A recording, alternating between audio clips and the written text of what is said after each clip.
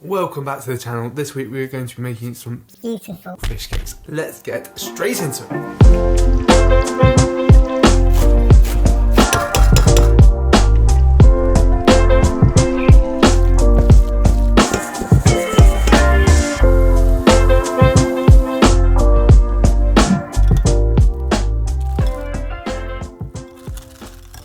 We're going to use some beautiful salmon, some beautiful cod. We're going to make a buttery mash. We're going to pan it, we're going to fry it, and then we're going to serve it with a satay mayo. What more do you want? That's just like perfect fish cake level kind of stuff, man. This is going to be the best fish cakes you've ever had. So let's get into the recipe. Let's kick things off by making our mashed potatoes. You're going to take 1.1 kilogram of Maris Piper potatoes and peel them. You're going to cut them into quarters and just make sure everything is an even sized chunk. Throw them into a colander and then we're going to wash them under cold water. Very important. You're going to discard the water, put them in a large pan, and then you're going to cover them with cold water again. You then want to season your potatoes with a generous pinch of salt, and then we're going to bring that up to a boil, cooking until the knife enters with no resistance and it falls off the end. You're going to strain the potatoes off once they're cooked, and then we're going to place them back into a large pan, and then we're going to add 250 grams of unsalted butter. We're going to mash this until they are super duper duper smooth and fluffy and delicious. Then you're just going to place the potatoes to one side while we cook our fish. On the tray line with some greaseproof paper, you're going to place 400 grams of cod and 400 grams of salmon. You can leave the skin on, it doesn't really matter. And then you're going to grate the zest of one lemon over the fish using a microplane. So I talk about using a microplane quite a lot in my videos. A microplane is just this handy dandy, really fine grater, and it's really versatile in kitchen use. It's great for like zesting citrus fruits, grating nutmeg, grating parmesan. So what I'll do for you guys is I'll tag like the kind of professional standard stuff in the video's description, and then you can go check it out and maybe you want to buy one or not. Anywho, continuing with the recipe, you're going to put 1 tablespoon of turmeric onto the fish, along with some fresh cracked black pepper and some fine sea salt. Oh, and remember that lemon we zested earlier? You're also going to put the juice of that lemon on top of the fish. After that, you're just going to give everything a real good mix until everything is nicely coated and thoroughly combined. You want to place this into a preheated oven at 180 degrees Celsius for 12 to 15 minutes until it's fully cooked through. I also got told the other day at work that I've been pronouncing this wrong my entire life. Professional chef, doesn't know ingredients. There's a little fun fact for you. Once the fish is fully cooked through, we're just going to flake this into our mash mixture. Just be careful, this will be quite hot. You could leave it to cool down longer than I did. You want to leave nice big chunks because as we mix it, the chunks are going to break up even more.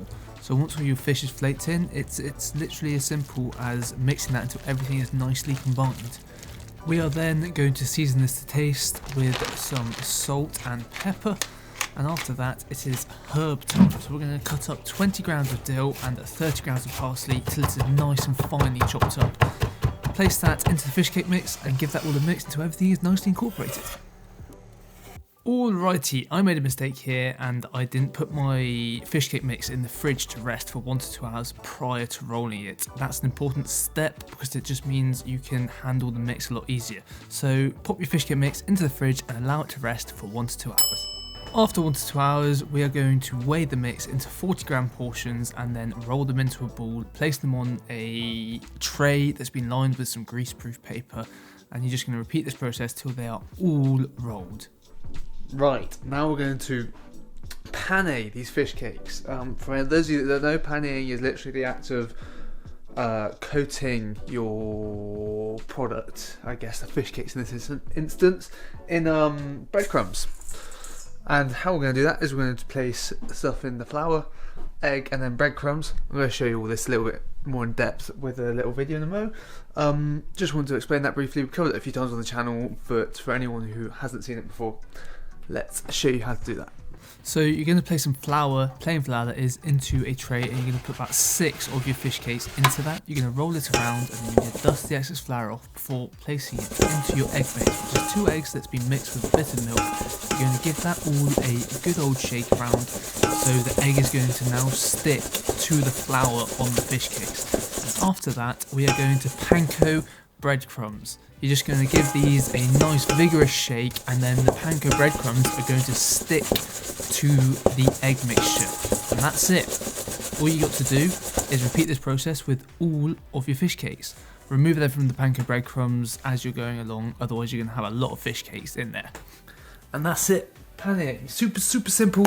Really important thing kind of in cooking in professional kitchens. We use this method a lot because these kinds of things are great to make up in advance, and super easy thing to do, but also really good to learn, a good technique for everyone to have in their arsenal.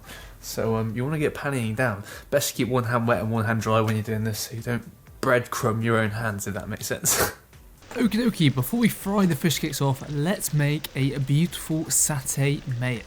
Into a jug or a bowl, you're going to place 3 tablespoons of peanut butter, along with 6 tablespoons of dark soy sauce, 1 tablespoon of sesame oil, 1 tablespoon of fish sauce, 1 tablespoon of Muscovado sugar, 2 tablespoons of rice wine vinegar or apple cider vinegar, 1 whole red chilli, and 1 clove of garlic. And then we're going to grab a hand blender and give this all a really good blend until everything is a super smooth consistency. Then all you have to do is mix it with 250 grams of mayo, and that's your satay mayo done. Let's get on to frying our fish cakes. Into a deep-sided frying pan, half fill it with some sunflower oil, and then we're just going to fry these at about 180 degrees Celsius, flipping constantly until they're nice and golden brown. And then that is it. That's all you need to do. It's as simple as that, guys.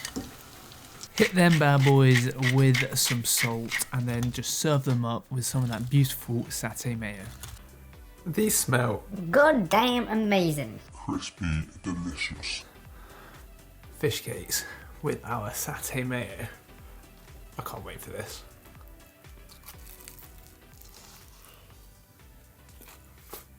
Oh my god. That's a thing. It's a delicious thing. The fish cake is just so fresh with the lemon, the salmon, the cod. All those herbs going through it. And then this mayo brings like a oomph, punch of flavour in there.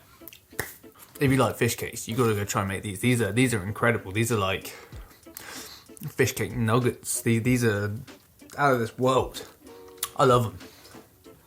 I highly recommend making them with the satay mayo because that is just like a vehicle of flavour. Anyway, I hope you guys have enjoyed this week's episode. If you have, don't forget to drop a like, leave a comment on things you want me to make in the future, and subscribe if you're enjoying the content. I'll see you guys in the next one. Bye bye.